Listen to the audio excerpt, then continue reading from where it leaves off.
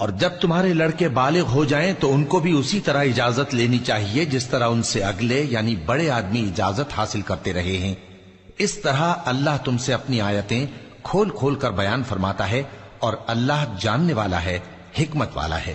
اور بڑی عمر کی عورتیں جن کو نکاح کی توقع نہیں رہی اور وہ زائد کپڑے اتار کر سر ننگا کر لیا کریں تو ان پر کچھ گناہ نہیں، بشرطے کہ اپنی زینت کی چیزیں نہ ظاہر کریں، اور اگر اس سے بھی بچیں تو یہ ان کے حق میں بہتر ہے، اور اللہ سنتا ہے، جانتا ہے۔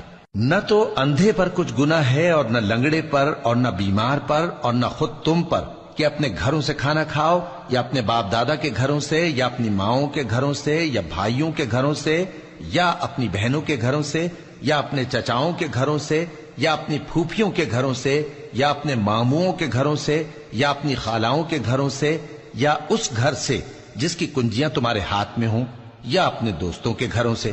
اور اس کا بھی تم پر کچھ گناہ نہیں کہ سب مل کر کھانا کھاؤ یا جدا جدا۔ پھر جب گھروں میں جایا کرو تو اپنے گھر والوں کو سلام کیا کرو، یہ اللہ کی طرف سے مبارک اور پاکیزہ تحفہ ہے۔ اس طرح اللہ اپنی آیتیں کھول کھول کر بیان فرماتا ہے تاکہ تم سمجھو۔ مومن تو وہ ہیں جو اللہ پر اور اس کے رسول پر ایمان لائے، اور جب کبھی ایسے کام کے لیے جو جمع ہو کر کرنے کا ہو پیغمبر کے پاس جمع ہوں تو ان سے اجازت لیے بغیر چلے نہیں جاتے۔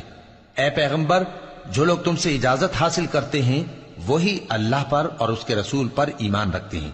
سو جب یہ لوگ تم سے کسی کام کے لیے اجازت مانگا کریں تو ان میں سے جسے چاہا کرو اجازت دے دیا کرو، اور ان کے لیے اللہ سے بخشش مانگا کرو، کچھ شک نہیں کہ اللہ بخشنے والا ہے، مہربان ہے۔ مومنو، پیغمبر کے پکارنے کو ایسا خیال نہ کرنا جیسا تم آپس میں ایک دوسرے کو پکارتے ہو۔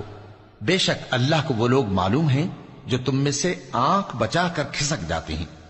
تو جو لوگ ان کے حکم کی مخالفت کرتے ہیں ان کو ڈرنا چاہیے کہ ایسا نہ ہو کہ ان پر کوئی آفت پڑ جائے یا تکلیف دینے والا عذاب نازل ہو۔